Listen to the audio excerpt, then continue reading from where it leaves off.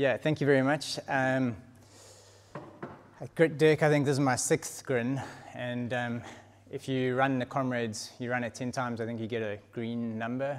And there's a saying, when you run in the Comrades, don't follow the green number. So I'm hoping that by changing my talk, I haven't become a green number at the last minute. So I wanted to talk about Tsitsikamma a little bit more, and then actually take some of what Steph mentioned yesterday and then build a little bit onto it, which is why I changed the talk somewhat. But if you have a look at marine protected areas, there's a huge wealth of information, literature out there for over a long time period, looking at individual network from local to global on the benefits of MPAs and protecting and restoring habitats and protecting species and rebuilding fish stocks. So they've got a conservation as well as a fishery management objective. And then Nicola as well, some new stuff on increasing resilience to environmental change, which is really exciting stuff. So basically within your MPAs, a lot of the research is showing you have more diversity, you've got bigger fish, and you have got much older fish and a greater biomass. And one of the benefits of these is that you have, through current and larval transport, you have spillover into your adjacent fished areas. So you have juveniles or larval and eggs moving out, and then you also have juveniles and adults as the biomass in your MPA increases. But not all of your MPAs provide those benefits. So then there's a whole second suite of literature which has looked around what are the sort of criteria that help MPAs to be more effective. And this is just one that I wanted to bring up because it had relevance to Tsitsikamma, came out in 2013, very well referenced, that the conservation benefits increased exponentially with the accumulation of 5 key features: no take, well enforced, old, large, and isolated. However, there have been far fewer studies that have incorporated the human dimensions of MPAs, and whether that's into the implementation, into the governance, the management, and also into assessing their effectiveness through these different views. Steph did mention yesterday that in South Africa we have had a early history of exclusion and preservationists and an ad hoc approach to MPA designation. And this is exactly where Tsitsikamma falls in, because Steph also mentioned this yesterday and showed a much more detailed timeline, but it was first proclaimed in 1964. I'm not going to go into the timeline in any detail now, except what I wanted to really take home, your take-home message from this: 1964 to 2016, you've got a very, very long history of conflict. You don't have years, you've got decades. You've got decades of frustration, you've got decades of anger, and that really resulted in a huge breakdown in trust and relationships. Trust and relationships between individuals, trust and relationships between organizations, or between, I can't think of what the right word is, but communities and organizations or sandparks, and a deep distrust that came out between community members and science. Those black bars are where the sort of frustration and the sort of points of frustration or increased frustration sort of manifested themselves. And you can also see that the time frames of those are getting shorter. So in particular, after 2016, there was a suite of literature that came out that sort of looked at Tsitsikamma in more detail. And they highlighted issues and provided recommendations for going forward. So some of the findings: marine conservation was actually valued and supported by communities, but there was a big difference in what that sort of term conservation actually meant. So is it preservation or is it utilization, sustainable utilization? Yes, the no-take had resulted in loss of livelihoods, loss of course, your loss of access, erosion, sense of place, loss of culture, and that had resulted in a big resentment to the no-take policy. Fishing still occurred, and it occurred because it was part of the culture, it was part of the identity of individual anglers.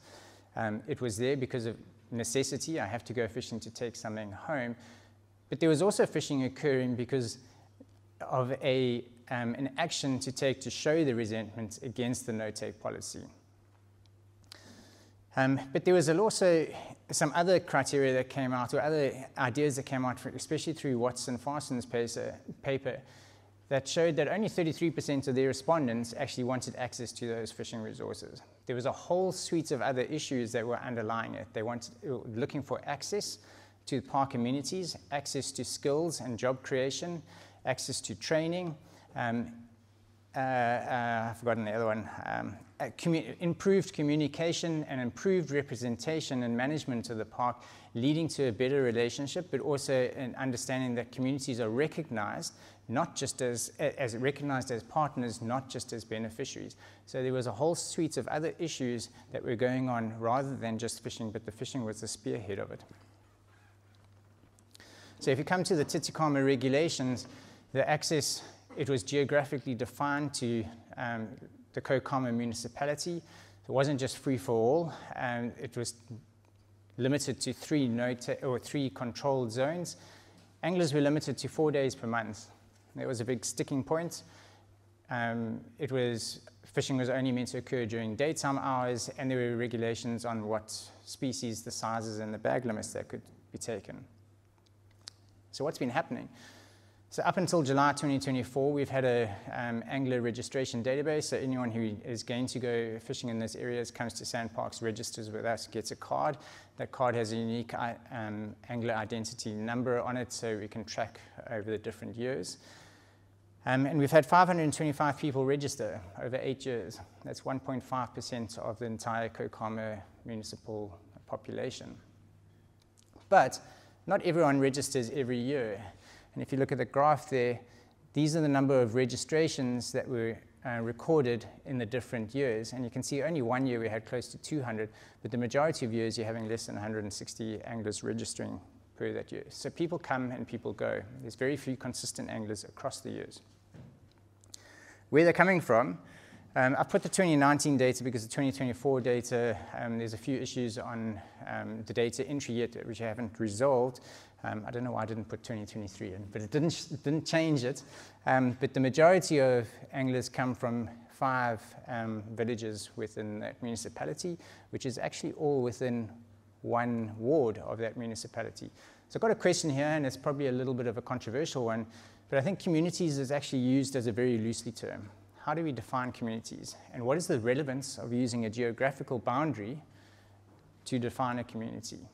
And are we actually talking about nested communities within communities, or even potentially interest groups within communities? And that's very important to identify, because if you're looking at community benefits versus interest group benefits or nested community benefits, I'm not sure if I make too much sense there.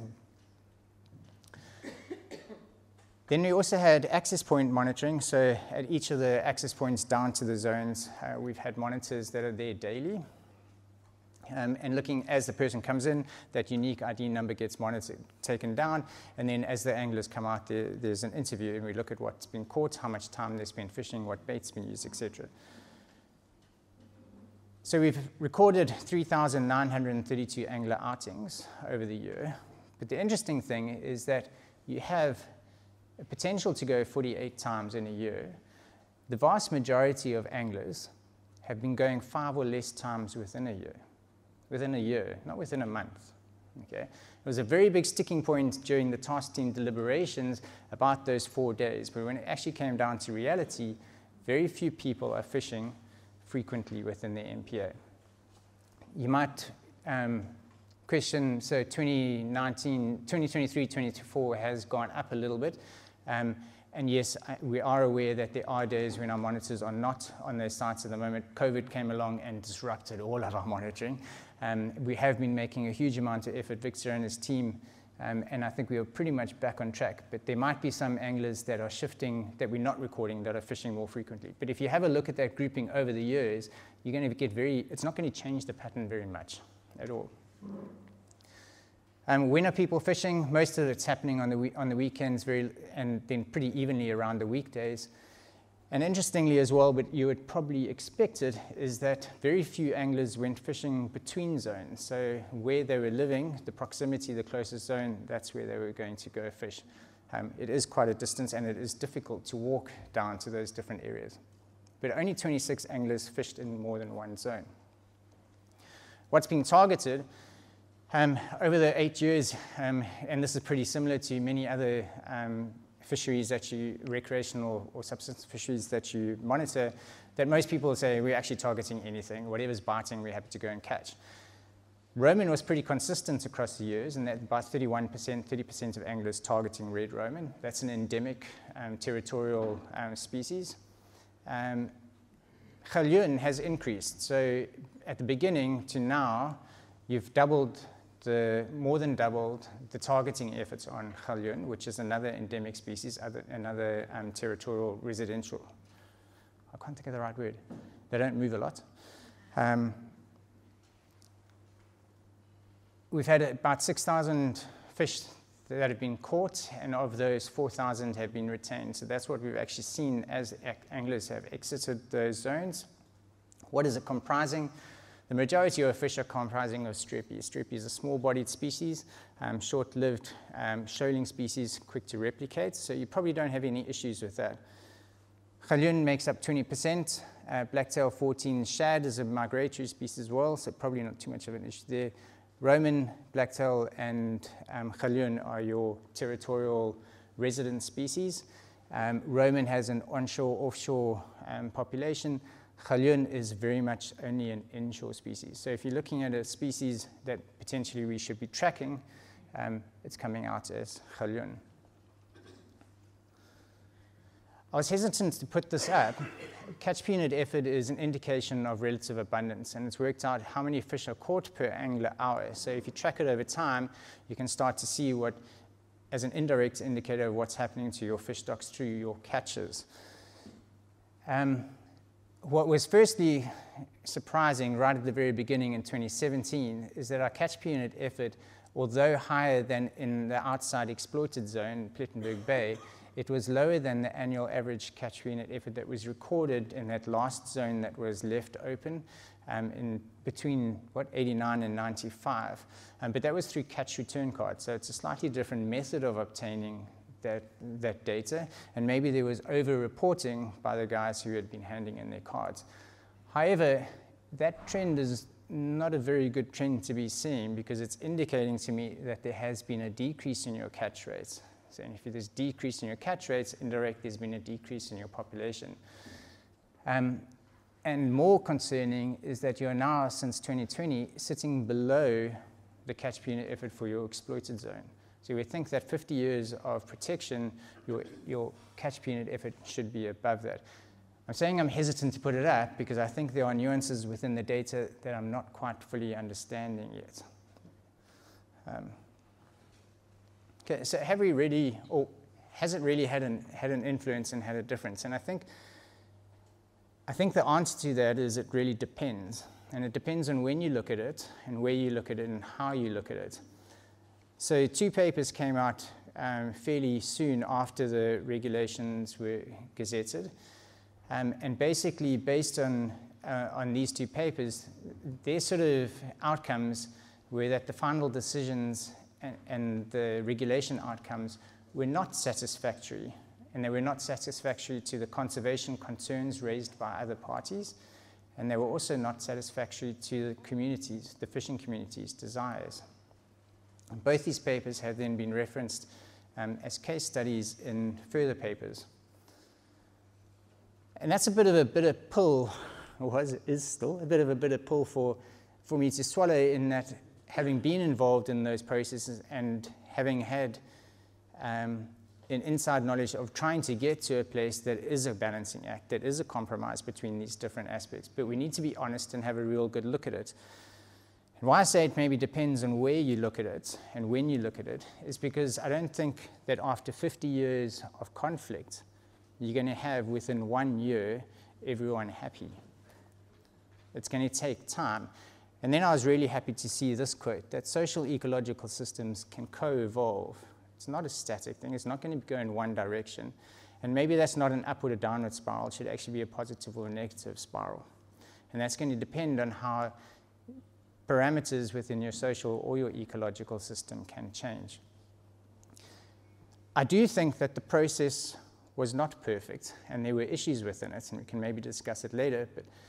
But if you look at some of the research from Muslimat Sani and some of the discussions with Victor and others within the park and around, that I think there has been a dramatic reduction in conflicts and a change in relationship.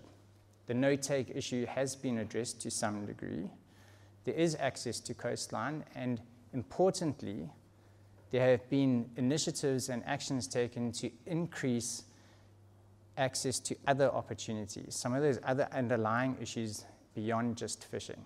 There has been an increase in communication, and there is a much greater or much better relationship between parks and communities. So I think there has been positives. And then this is just a quote from Enrico Brainers, who was a Park Forum member and was the chairman of the Tsitsikamma Angling Forum. Victor, is he still the chairman? Yes, he is still the chairman. Which from his insight is also highlighting some of the positive and the benefits that have come out of this whole process. And I think if it's a journey, then we have to accept it as a journey and accept that on a journey you're going to have bumps and you're going to go up and you're going to go down, you're going to run out of fuel. But it's steps, and as steps and on a journey, you have to take it together. Thank you very much.